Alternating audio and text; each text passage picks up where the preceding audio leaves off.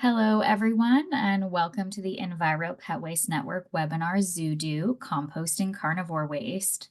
For those of you not familiar with us, EPWN is a nonprofit organization connecting people to information supporting pet waste disposal methods that are kinder to the planet. I'm very pleased to share that we've had over 63 participants sign up today, representing about 6 different countries. So we're very, very happy with the reach we've been able to maintain so far. I'd like to introduce myself. My name is Natasha Magnuson. I'll be your host for today's webinar on behalf of the Enviro Pet Waste Network, where I proudly serve as a board member and the secretary. I was formerly the service manager for Green Pet, a pet waste composting business in Washington, and also have a background in environmentalism, along with work in the fields of domestic animal rescue, that's cats and dogs, and wildlife rehabilitation. I'm a lifelong resident of Washington State, and as such, I'm all the more thrilled to be introducing our speaker, Liv Johanson, the Sustainable Waste Management Specialist at the Woodland Park Zoo here in Seattle, Washington, in the United States. Liv Johanson is currently serving, as I said, as the facility operator for the Woodland Park Zoo's ZooDo composting facility and is treasurer of the Washington Organics Recycling Council. The Woodland Park Zoo has been composting its manures on site for over 4 decades, which is absolutely phenomenal. They're utilizing a capped aerated static pile system, and the zoo is currently producing between 1,200 and 1,400 tons of finished compost from the manures and beddings of all the non-human vertebrates. ZooDo compost is then sold in bulk on site at sales that they call Fecal Fests, and it can be found nourishing school and community gardens across Western Washington.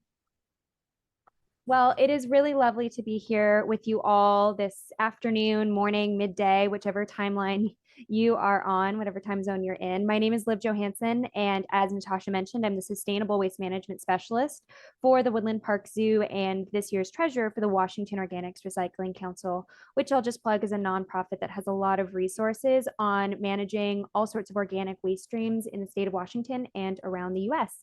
So this is a topic I'm very, very passionate about. I came to the world of organics 3 to 4 years ago, and with the zoo, we have been able to become one of the first zoos in the world, at least that I can find, doing the kind of composting that we're doing. So I'm not going to waste any time. I'm just going to get right into the discussion of the ZooDo program. So the ZooDo program began in the early 1980s, and it began in an effort to conserve resources on site using our then collection of elephant manure. So we no longer have elephants, but we have over 800 animals, and each one of them eats, sleeps, and poops. So we have a lot of manure and bedding that we are contending with annually. And as of this past August, so August of 2023, we are now incorporating manures from all of our vertebrates, so non-human vertebrates. So that means that annually we're processing about 12 to 1,400 tons of manure and bedding into compost.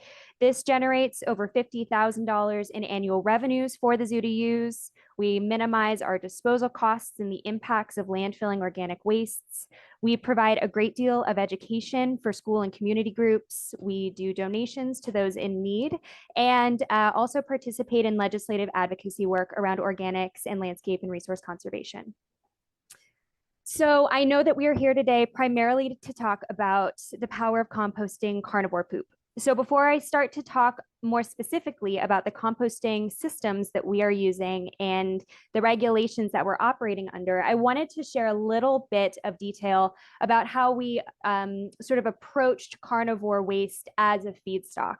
So when we're talking about feedstocks, one of the most important things that we're considering are the carbon to nitrogen ratio. So if you're familiar with compost, the carbon to nitrogen ratio should be something that has been on your radar before. And when we're working with the manures from herbivores, we generally see that they come with higher carbon to nitrogen ratios that are more aligned with an ideal feedstock blend, being about, depending on your end use plans, 20 to 30 parts of carbon to every 1 part of nitrogen. So it's a little bit easier for herbivores to align with the goals for feedstock composition.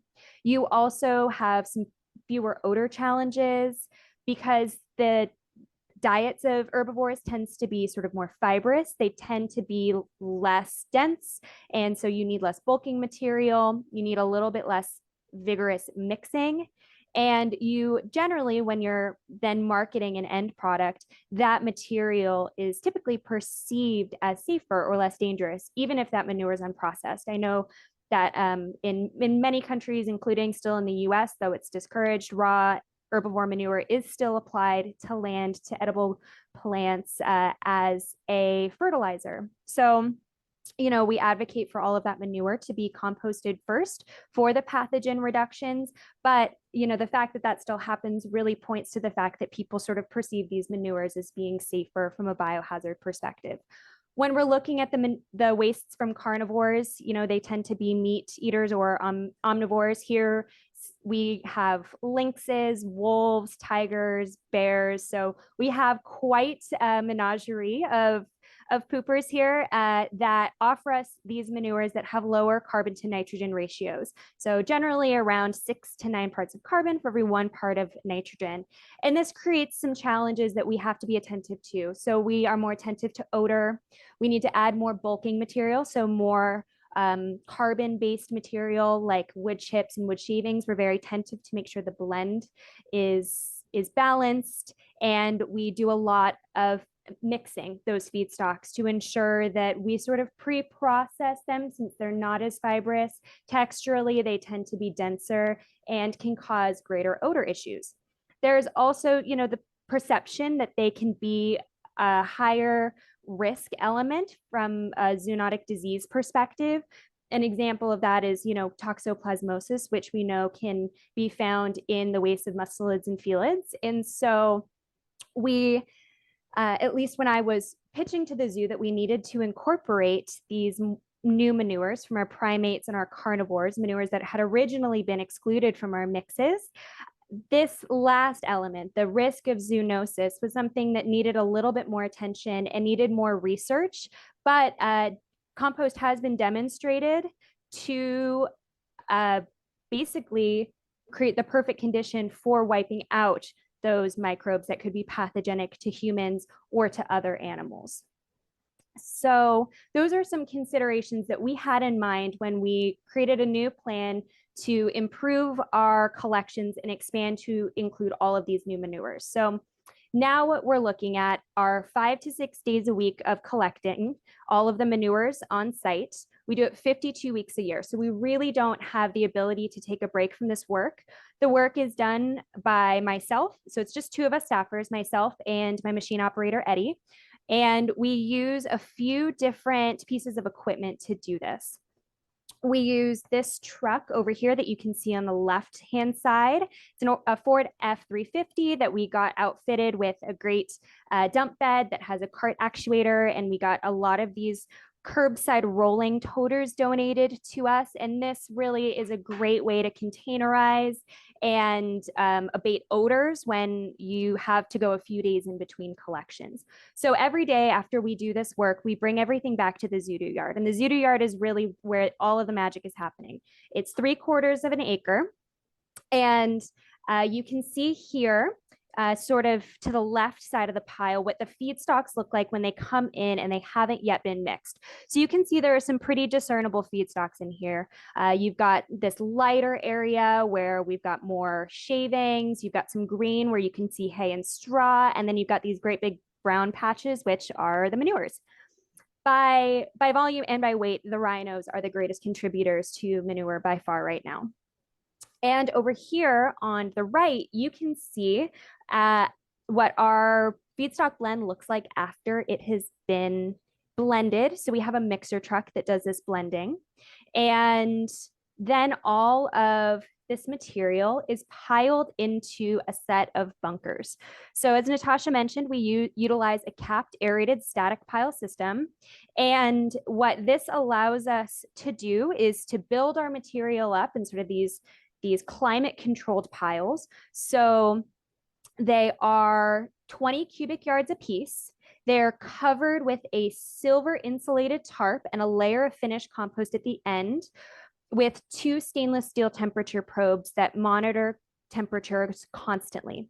And the real secret sauce with all compost, but especially a compost that's contending with odoriferous feedstocks like the manure from a carnivore or a primate, or really any manure whatsoever, is oxygen. So to ensure that we're maintaining optimal composting conditions, we invested in this system of aerated bays.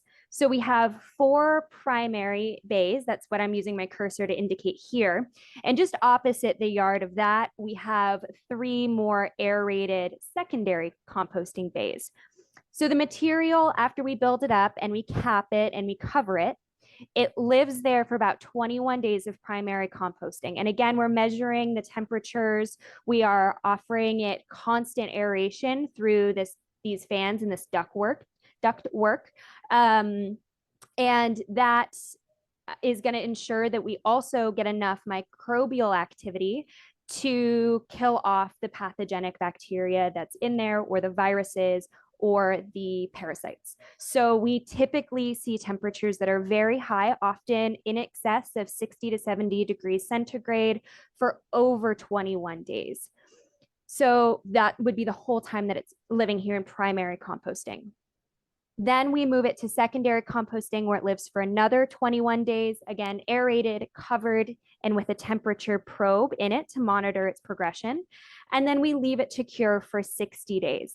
And when you are making compost, that curing and maturing process is going to be really essential. It helps to continue just the decomposition of the material into a nice organic humus that you can apply to landscapes everywhere. We offer this compost for immediate use once it's ready for use on edible plants, ornamental plants. It's used in all of our landscaping on site and in all of our animal habitats because it is so safe and it's so high quality. So this system is really something that has been highly effective for us. Aeration is just an indisputable benefit when you are making compost because of the ways that it can help reduce odors and make sure that you have an even profile of microbial activity and moisture throughout your piles, which is really, really essential. So I wanted to show you all what our pile temperatures look like. So a little peek behind the curtain, if you will. So as you can see here, indicated by the red and blue lines are the 2 temperature probes that we have that are in the piles continuously for 21 days. So you can see that it's following a pretty standard trend line for compost, right? You start at more ambient temperatures, and then the temperatures spike up once you have all that thermophilic bacteria really starting to feast on everything that's in there. So, this temperature probe 2, peaked at probably 93 degrees centigrade, and temperature probe 1 looks like it peaked around 78, 79. So quite warm. And then it maintained these temperatures for looks like 16 days, of well above this 55 degree centigrade line, which I will mention in the next few slides for its importance. So you can see here that we really have hot piles that offer temperatures and conditions that are so inhospitable to pathogenic or zoonotic disease that we can ensure that we have a safe and sanitized product available for people, professionals and amateur gardeners alike, to use and enjoy. Now, we sell our compost a few different ways. It's called Fecal Fest. So on the left, you can see we package it with this great little packaging and have done some fun branding around it. They absolutely love zoo poo. They don't even seem to care so much what animals are in it. It's just, it's an exotic blend, but really it's just great high quality compost at the end of the day that brings them back year after year. Over here on the right, you can see the bulk sales. These are our Fecal Fests, and people just come and shovel by the truckload with their kids, their friends, their family. It's really a wonderful community experience. And we have, as a result of how public our program is, we really have an obligation to make sure that we are doing things as safely as we possibly can. It would be catastrophic for our operations, but also it would be really, really awful if anyone or any animal was sickened as a result of negligence on our part. And so we follow regulations very, very closely. So I wanted to point out a few of the regulations that we operate in adherence to. Number one is going to be the FDA, the Food and Drug Administration's BAU regulations. So BAU stands for Biological Soil Amendment of Animal Origin. To quote from the language, it is any soil amendment that contains an animal ingredient, an animal ingredient being be it manure, a fish emulsion, eggshell, blood meal, bone meal, etc. If it comes from an animal in any way, shape, or form, it is a BAU. So manure is the thing that I wanted to call our attention to today because of its impact on carnivore wastes. But we also do have occasional other animal products that we're composting as well. And if we follow the same protocols, we sort of end up with the same safety standards at the end. So any soil amendment, any BAU needs to be treated. And for composters, this treatment under the letter of the law can be broken down into, broadly speaking, two categories. So you have static composting. Again, that's what we do with aerobic conditions, so oxygenated conditions, at a minimum of 131 Fahrenheit or 55 degrees centigrade for 3 consecutive days, and followed by adequate curing. Alternatively, if you were going to compost any of this in a turned windrow or other passively aerated piles, you would need to maintain aerobic conditions for 15 days, although not necessarily consecutive, but you have to maintain those temperatures and monitor them and turn it and cure it. So that is the bedrock of the foundation that is then sort of once you get into the states can have regulation that's more stringent than the federal regulations. And our state is one of those. So the state of Washington has a code specifically about compost. And I wanted to call your attention to this particular part of our regulatory statutes, which calls out manure and bedding from zoos as a conditionally permit exempt feedstock. So long as if you are from a zoo, you may have something like this on the books. For us, it's really a privilege to have had this language incorporated into the code. And it was done so through some really tenacious work by people who were in the same role that I was in decades ago, where they really saw that this needed to be called out and advocated for to our regulators and have it codified. So it's a blessing that I can do this work, but it's really, I'm standing on the shoulders of giants when I'm doing it because they were the ones who had the foresight to get this codified. So as a result of that, we can really compost any of the bedding or the manures from our animals here. So we can't bring any material in from offsite as much as we'd love to do that. But so long as it's made here, as long as it's pooped out here, we are good to compost it. So that was a nice little safety blanket when we thought about adding carnivore and primate wastes in, was knowing that we weren't going to contend with permit conditions. However, we do have to follow even more stringent safety guidelines as outlined by the state here. So it calls out table 220B and sets out some testing parameters. So these are going to be things like heavy metals, physical contaminants, think plastic or sharps, anything like that. And then most importantly, down here are going to be the pathogen levels. So for fecal coliforms and salmonellas, there is an upper threshold that you cannot exceed in order to distribute compost either for free or for sale to the public. And the way that we know that we are in compliance with that is that every single year we do a few rounds of testing. So I apologize sincerely for how tiny all of this is, but you can see that this is these are some samples from our compost piles. So this again has all of the carnivore and primate manures in it. And this is from November of last year. And so you can see that for all of these really beneficial nutrients, we're in a very, very tolerable normal range. Over here, where it says cucumber bioassays, the emergence and the vigor of plants that were grown in it showed that it was really an exceptional growing medium. So it was very safe for use in containers. And you can see that they were not able to detect salmonella. So on the previous slide, there was a threshold of 3 parts per million, but here they couldn't detect any. So that is a great indicator that suggests that across the board, we have a compost that is free of pathogenic bacteria, viruses, or anything else that could present a zoonotic risk. As well, we have perfectly acceptable heavy metal levels. So this is really an overview for you all of the program that we run. I would like to make myself available to any of you who are interested in continuing the conversation in any way. If you live locally or are interested in visiting, tours are always available 5 days a week. And you are welcome to reach out to me via email. My contact information is right here. I appreciate your time and I welcome any questions or clarifications from this presentation. Thank you so much, Liv. That was phenomenal and really exciting.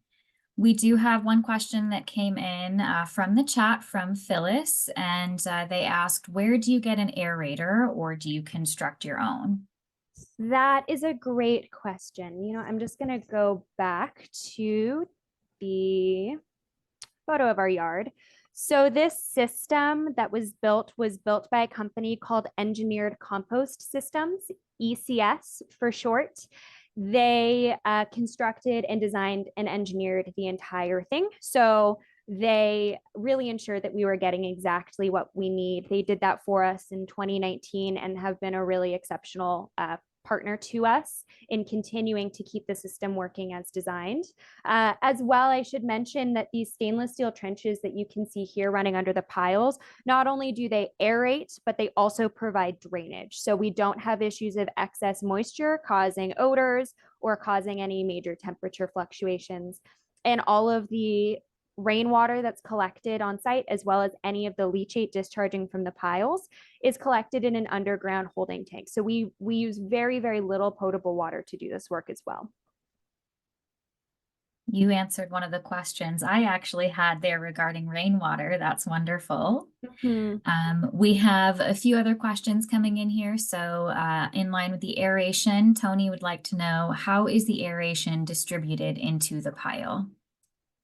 Yes. So you see these fans, they run 24 hours a day. And then if you see these little orange boxes here, they receive data from the temperature probes telling them how much air is needed. And they control a damper and an actuator that allows the flow of air to change. And then that air is discharged over here. You can see on the left, these stainless steel trenches. I apologize if my cursor doesn't make that totally clear, but these stainless steel trenches run the entire length of the pile. And then the air is just ambient room temperature air. So that's hotter in the summer and colder in the winter, but it all heats up in the pile. And then, the heat rises. So we know that we're kind of getting a good circulation and maintaining really stable oxygen levels in the piles. That's fantastic. Very high-tech system that it monitors for you. I love that. Yeah. And it is high tech, though it doesn't need to be. There are some really simple solutions for aerated systems. So there are lots of different companies that build to different levels of technology as well. There are different sizes. So this by the standard of commercial composting is tiny. 20 cubic yard piles are itty bitty, but they make them even smaller. So they can really be bespoke to the needs of your organization, whether you're a farm, a public park, a dog park, or another zoo. That's fantastic. Mm-hmm. And Rose would like to know, does the health of the animals result in low pathogen rates? Thank you for that question, Rose. That's a great one. So we do have very healthy animals here. They're required to quarantine if they're new to the zoo. And of course, we have a whole veterinary network here that's caring for them and making sure that they don't hopefully become sick.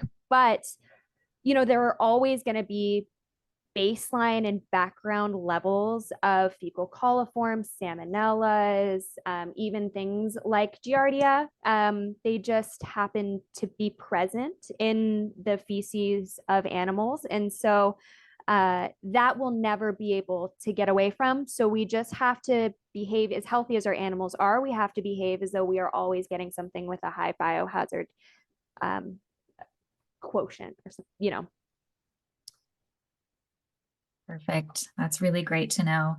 I am curious, do you add anything else besides the manure and the bedding? Are you putting in any fruits and vegetables or anything from the zoo's landscaping, like leaves and such? Yeah, we don't have really the capacity or the permit to process food and yard waste on site. We send that offsite to a commercial composter in the area. We do sometimes get incidental food and yard waste residues. I think you can actually, if you really squint closely, you can see over here in this picture, there are pumpkins. So this was after our Halloween pumpkin bash, and we do process quite a few pumpkins at that time. But it's not a primary feedstock for us. No, just the beddings and the manure. Very good. Okay. Tony has another question here for you. What was the setup cost for the system? Great question. So for these 4 bunkers that you can see here, and then I apologize, I don't have another picture of it, but it's almost identical on the other side. It cost all told $250,000 to get this system built. But by offsetting the cost of disposal and then generating revenues, we've more than paid it off now in the last 5 years. It was about a 4.5 year ROI for the whole system. That's a fantastic turnaround time. That really is Yeah. phenomenal. I love that. It really just goes to show the benefits of this, not only for our environment, but it also has great financial benefits as well when done correctly. So Oh, yeah. that's Who pays? who pays. Love that. Okay, awesome. Lee's got a question here as well. Would you know if other zoos using a similar system as yours in US or other countries? Great question, Lee. I do not know of any other zoos that are doing this how we do it, which is to say, these capped aerated static piles, processing this diversity of manures, and then making that available for sale to the public. So, that whole system, I think, is, as far as I'm able to find in the research, unique to us in many ways. However, there are different compost methods that other zoos are implementing. I know zoos with a lot more space tend to favor a windrow when they have this space for that. In vessel is also popular. And manure digesters, biodigesters, are also something that has been appealing, especially to zoos that have a really small footprint. Because 3/4 of an acre, even though it's a tiny site, sometimes isn't enough. That's just too much space to spare for a zoo, especially if they're confined in an urban space. So there are more modular systems that help achieve the same ends. That makes great sense. For comparison, can you tell us how large Woodland Park Zoo is and also how many animals are in your care? We are a 92-acre facility, and it depends on the day, week, or month, but we generally hover around 1,000 animals. So that's across the entire spectrum. But for the animals that are really contributing to Zoodoo, generally in the range of 400 to 500. Okay, that's great information. And now for the use of the finished compost, what ways can that be utilized? Is that just for landscaping? Can that be in gardens? We recommend that people use it wherever they are growing plants. So compost, especially compost that's manure based, because of the higher nitrogen content, tends to be a really exceptional compost for growing food. So of course you want to make sure safety is your highest priority when you are making a manure compost, but it helps plants, edible and ornamental, grow very vigorously. It also, improves the water holding capacity, or conversely, if you have a clay heavy soil, the drainage capacity of that soil, and provides a lot of nutrients. So we are recommending that people just use it wherever plants grow. And the like I said, the horticulture team here grows food for our animals as well as a variety of plants from every kind of biome. And they all seem to be very happy with the do. Love that. So the buckets that you have here, what is the price point on those? How much are you selling those? Yeah. If you are a serious composter, you are not buying these buckets or these pints. They're a little bit more kitschy. They're a little bit more souvenir gifts. So the pints are $6 and the 4-gallon buckets are 25 or 26. But then if you were to come and you were to buy in bulk, where we don't screen it and there's not as much labor involved and the cost of packaging isn't a factor, then it's $125 for an 8-foot truck, which is about 550 gallons. So if you do the math on that, it's a really reasonable price, but the caveat is you do have to shovel yourself. Understood. Tony has posed another question for us. Do you have to do any pre-shredding? Nope, we don't do any pre-shredding or grinding. We just do vigorous mixing. So we have a mixer truck that has a horizontal auger, and that we run for maybe 15 to 20 minutes, and that gets the big chunks out and starts to break up some of the actual pieces of manure, but we don't do any grinding or shredding in advance. Very good. So you mentioned screening. How much of what gets screened out that's maybe too large for the finished compost? What happens with that? Mm-hmm. We only screen the compost that we are going to package into these smaller containers. So we screen maybe 10 yards of compost a year in total. It's very, very minimal. And we have a very small trommel screen. So it kind of looks like a sideways cheese grater, and the particles that are less than 1/4 of an inch fall out. And then the stuff that's too big to come out, that gets pushed out the back, and we just put it back into the compost at the start of things. So those bigger, generally they're wood chips or pieces of yard waste that just didn't break down. They get a second ride on the roller coaster. Very cool. Next question here coming in from Michael.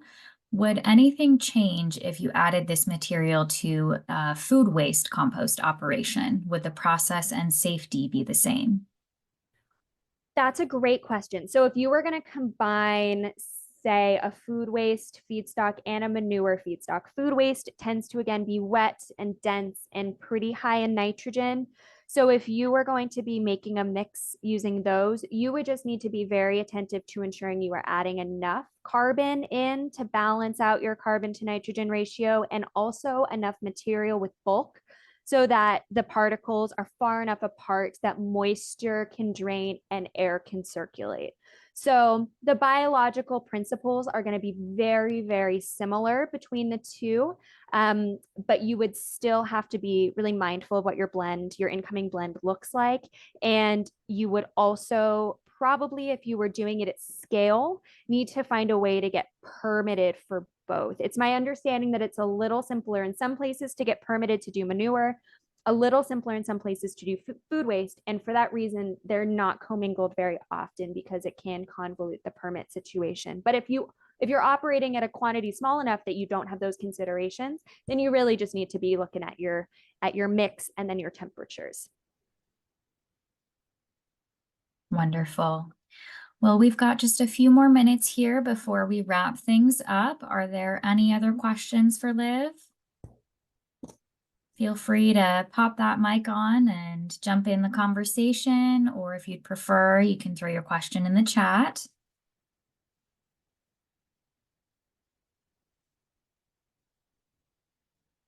Give folks another minute here to generate any last minute thoughts they may have. But I have to say, Liv, this has been such an incredibly informative presentation. I really appreciate what you put together here for everyone. I think that we all learned a lot today. I am very grateful to the Enviro Pet Waste Network for creating a forum to talk about this. It's so important.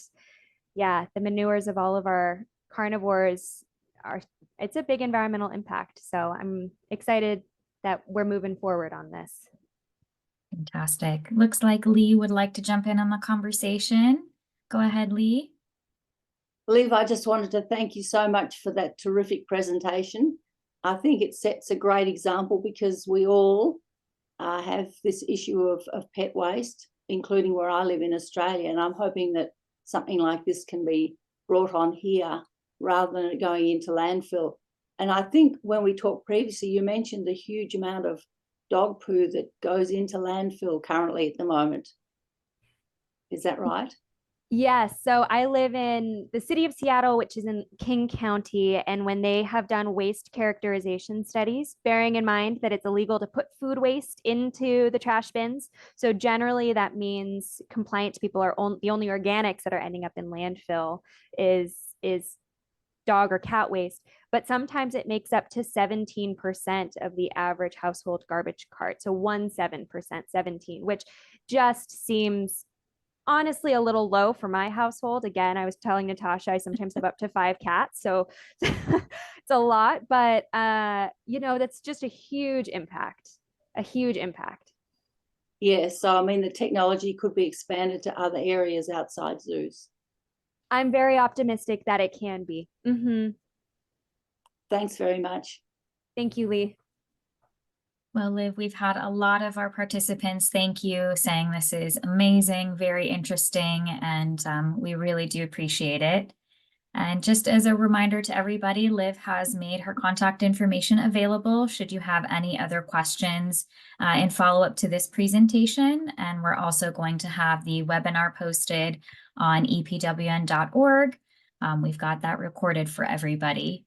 So with that, one last thank you to Liv. We really appreciate it. And to everybody out there joining us worldwide, I hope you have a great rest of your day, whether it's morning, evening, night, whatever time it is for you. So have a great day, everybody. And thanks again, Liv. My pleasure. Bye-bye, everyone. Bye-bye.